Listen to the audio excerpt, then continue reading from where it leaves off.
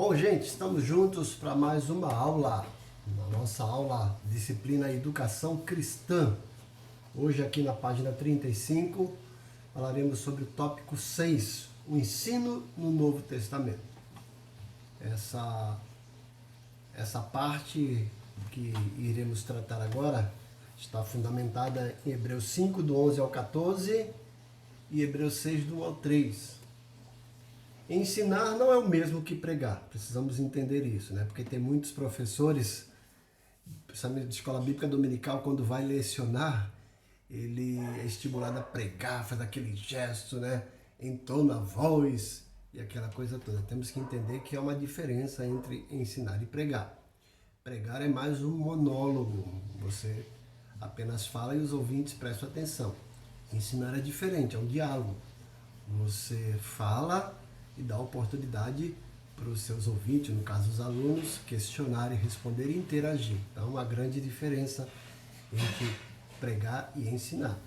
Na Bíblia, se vocês lerem, por exemplo, Atos capítulo 13, versículo 1, fala que na igreja de Antioquia havia profetas e mestres. Então, todos esses dons, esses dois dons ministeriais, ou essas duas classes de pessoas, diz respeito àqueles que fazem uso do ensino da palavra de Deus. O profeta através da pregação e o mestre através do ensino. Enquanto a pregação tem por objetivo o arrependimento, confissão e regeneração por parte do pecador, muito mais do que isso, né, gente? Acredito que a pregação também tem a edificação das pessoas, trazer conhecimento, só que em forma de monólogo. O ensino, ele visa principalmente a edificação e o aperfeiçoamento dos santos, como a gente vê em Efésios 4, 11 a 15. Então, a seguir, nós vamos ver alguns aspectos do ensino bíblico à luz do Novo Testamento, ou seja, as qualidades de quem ensinava, no caso, o mensageiro, a pessoa. Onde ensina, local, o que ensina, o objetivo do ensino, né? O objeto do ensino, e para quem ensinava, o propósito do ensino. Eu não gosto muito dessas definições, eu preferia outra, mas vamos lá. Eu acredito que aqui, quando a gente pensa em ensino, a gente pensa em um ensinador, a gente pensa nos recursos pedagógicos, que aí vai entrar em questão local, a logística, quadro negro, por exemplo, os recursos que você tem à sua disposição. O método que você vai usar e, no caso, os seus alunos, os seus ouvintes, tá? Mas vamos lá, vamos para o item 6.1, as qualidades de quem ensinava. É a luz do Novo Testamento, tá?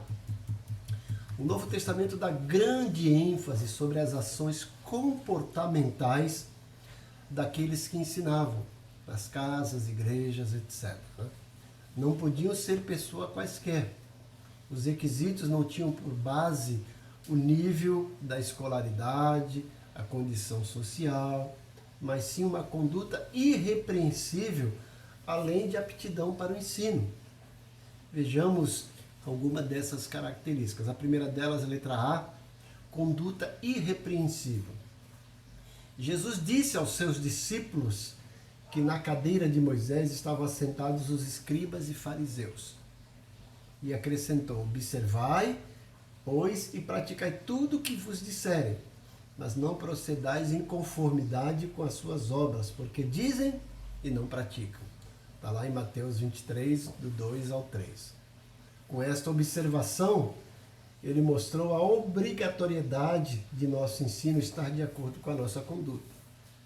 Então, as pessoas geralmente avaliam aquela pessoa que vai ensinar. Se ele não vive o que ensina, a pregação, o ensino dele já cai por terra, certo? Alguém já disse com uma boa propriedade que as pessoas não estão muito preocupadas com o grau de conhecimento que nós temos, mas o grau de importância que nós temos para elas, ou seja, o quão nós nos importamos com ela. E o nosso discurso tem que ser coerente com a nossa vida. Por isso, eu volto lá a Atos 1:1, que Lucas diz o seguinte: tudo que Jesus começou a ensinar e fazer. Certo? Então, além dessa conduta irrepreensível, o seu caráter, as suas atitudes devem corroborar para o seu ensino. Senão você, né, não vai ter aqui a apreciação daqueles que precisam aprender.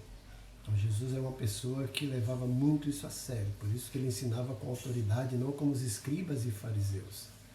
Existem alguns filmes fantásticos nessa área de ensino, né?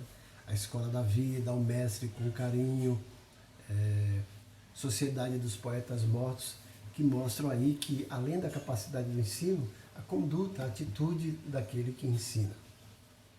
Temos aqui a letra B, que é aptidão para o ensino. Além da conduta irrepreensível, outro requisito daqueles que se prestavam à instrução era a aptidão para o ensino. Neste caso, aptidão é a habilidade, a capacidade dada por Deus para a transmissão de conhecimentos, visando o aprimoramento da igreja. Veja bem, estamos dizendo que é dado por Deus, agora não significa que você recebeu o dom de Deus e aí você fica lá numa posição apática e de conformismo e acha que tudo aí. Não, a gente tem que cada vez mais se capacitar.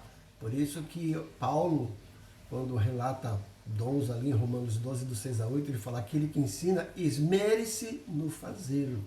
Então precisamos aí adquirir cada vez mais aptidão, capacidade, nos reciclar e nos reestruturar.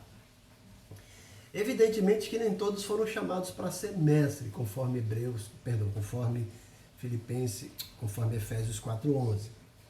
Embora todos, ainda que de forma indireta, possam ensinar, como a gente lê o texto de Timóteo 2:24, que diz: ao servo não convém contender, mas sim ser manso para com todos, aptos para ensinar sofredor. A Bíblia orienta também as mulheres idosas a que sejam sérias em seu proceder, não caluniadoras, não escravizadas a muito vinho, mas mestras do bem, como está lá em Tito 2, do 3 a 5, ok? O local de ensino. No Novo Testamento, né, eles não tinham os templos como nós temos hoje, classes bem capacitadas, aparelhadas, mas eles ensinavam nas casas, né?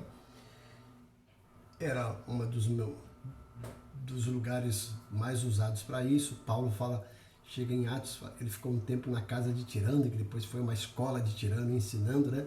Mas geralmente as casas aí é uma extensão da família, uma extensão da igreja, um ótimo lugar para ser ensinado. Os templos também na época, né?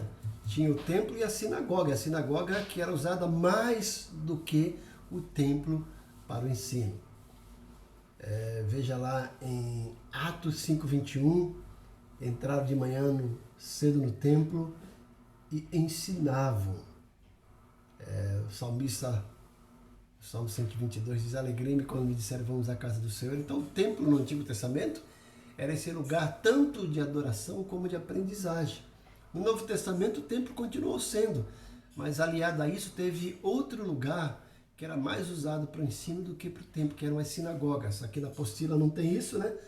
Mas as sinagogas eram mais usadas do que o templo para o ensino, ok? O objetivo do ensino. Nós vamos deixar para falar isso mais para frente. Vamos dividir esse áudio aqui, né? Esse vídeo em duas partes. Falamos agora sobre a capacidade de ensinar, né? A aptidão e o local do ensino, que é muito importante, né? Então, no Novo Testamento nós tínhamos as casas, o templo e a sinagoga. Hoje nós temos as igrejas, mas vale aqui uma ressalva, né? Quanto sua igreja tem investido nas salas de aula? Porque a gente vê às vezes igrejas aí com templos suntuosos, maravilhosos, mas quando vamos ver classe de escola bíblica dominical, misericórdia, às vezes aquele quartinho de bagunça, aquele lugar cheio de mofo, parece que é um depósito ali de coisas que sobram das festas, das atividades. A igreja deveria investir. Eu acredito que se a igreja investisse no mínimo 1% nas salas de escola bíblica dominical, nós teríamos um lugar mais agradável, um ambiente mais salutar. Então vale a pena aí, vamos investir, né? Colocar quadro negro, hoje até está fora de moda, né? Mas lousa magnética, data show, quadro branco, né? Carteiras universitárias, vale a pena investir. Deus abençoe vocês.